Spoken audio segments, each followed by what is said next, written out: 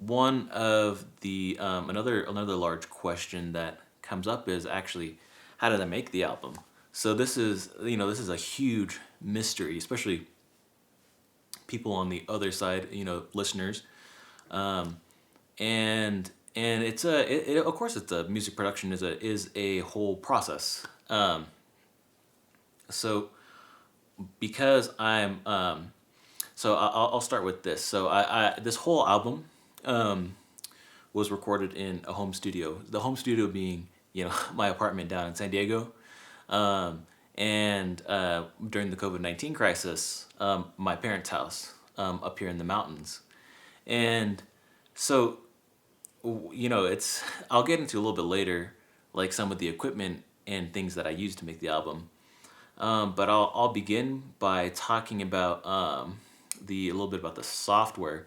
So because both in my apartment and here at my parents' house, the they're both, I guess, like home recording environments. It's not like a normal studio where you have the mixing board. You have the rooms that are partitioned, where you have the plexiglass window, mixing and mastering engineer on one side, the musician isolated on the other side. Um, but one of the things that I'm really happy of in terms of like modern music production is that actually these digital audio workstations DAWs are so good that essentially you have these purely virtual recording studio environments. It's something that is really a modern innovation that's really exciting. But some of the biggest questions, um, and yeah, still talking about how I made the album, is so what's the creative process. So for this album, it was a little bit different than some of my previous work. So a little bit about the creative process is because I was experimenting a lot with these electronic instruments, and actually the platform that I used the absolute most to come up with a lot of the main melodies that you hear throughout the album was actually my iPad. And so there, every Apple product, iPhone, iMac, iPad, they all have GarageBand pre-installed in it, and there's the little keyboard, and I'd be at home, in my bed, just late at night, just playing the keyboard, fall asleep, still have the iPad in my bed.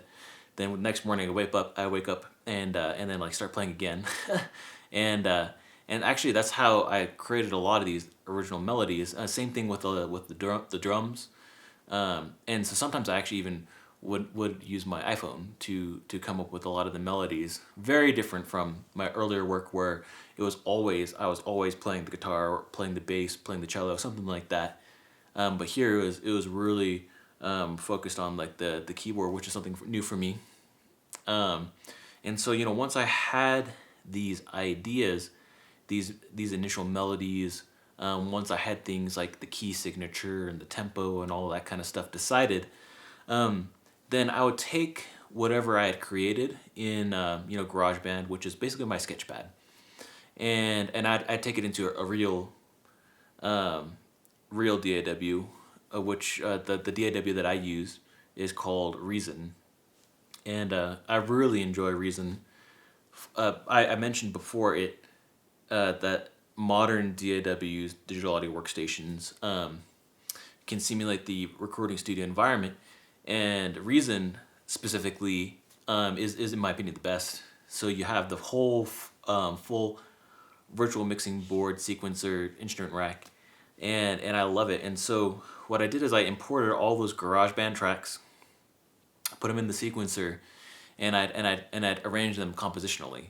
And so all the actual composition work, not just the creating melodies, but in terms of what I mean is by song composition, deciding how and where to put the lyrics, where the phrases begin and end. All of that work took place in that second software called Reason, and a lot of and so all the vocals were all recorded at that point. I would record ideas for the vocals just on my phone. I would come up with the melody and the rhythm, but the actual recording of the vocals all happened with the second software, Reason. And so this is not a lecture on mixing and mastering. So I finished all of the final mixing, music production in Reason, and then I took it and to this third software called Ozone, Isotope Ozone. So audio engineers are very familiar with this, and especially for mastering. And all of the final masters are all produced in Isotope Ozone. So one of the key aspects is of course when you're doing the master is how loud are you going to make it, how hard are you going to push it against that limiter, and I had 9 tracks on this album, and of course I want them to flow into each other, and so there's a lot of pressure nowadays to try to push your tracks to be as hard limited as possible, as loud as possible. But that's not what I wanted with this album. I really, there's a lot of dynamic range I wanted to preserve, and so the tracks are not pushed to the max, and I hope that helps there to be a better flow between all the music. So that's the main. Those are the main pieces of software that I use to achieve making the album. Okay, so I just finished talking about what the main software I use to produce the album. But of course, the software is only one aspect. The other aspect, of course, is the actual instruments and playing the instruments. I've been a musician for a very long time, and so one thing that I wouldn't have known on the outset of creating this album was actually how, in my opinion, how relatively few instruments I used. On my first EP, Walking Forward, I had everything. There's a saying something like everything in the kitchen sink.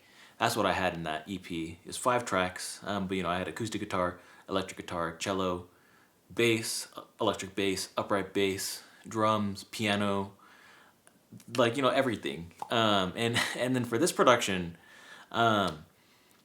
I chose to keep it to a more limited subset of instruments, which is funny because when you actually listen to the music, people are like, "Oh wow, it's so overwhelming! You have so much going on. There's so many instruments and so many tracks." And but all those sounds you hear, I made on fewer instruments than I made in the EP. And so there's several ways. I mentioned a little bit about my creative process. But of course there were certain tracks that not only built on those initial melodies I built in GarageBand. Of course, I came up with guitar lines, and specifically for my "Look at Me Sorrow" and "Monoliths of Stone," and so actually those guitar lines I recorded on this guitar. I don't know. Hopefully you'll be able to see it. So this one is actually a custom guitar. My friend Kyle, who I was also studying my PhD with, he built it for me, and I bought it from him for like $100, and and it's been a really amazing guitar. It's the best $100 I ever spent. It's so fun to play it. I love the tone that comes out of it. And specifically, how it sounded in Monoliths of Stone. It was just perfect for what I needed. So the Monoliths of Stone has the guitar line. Look at Me Sorrow has a guitar line. So actually, Look at Me Sorrow is the only song that has this guy, which is my electric bass. So I've had this guy actually since 2007. So it's like the electric bass I got in 7th grade. So I told you I've been playing for 14 years, and at some point I thought I was gonna get a new electric bass. Once I had saved up some money, but sometimes you just grow attached to the things that you have, and there's not really a reason to buy something more expensive if what you have works for what you need it to. So yeah, that was he didn't get used as much on this album as in Walking Forward, but still absolutely critical, of course, for Look at Me Sorrow. But the audio interface also changed for recording this album. So I started using this digital audio interface called the Motu M4.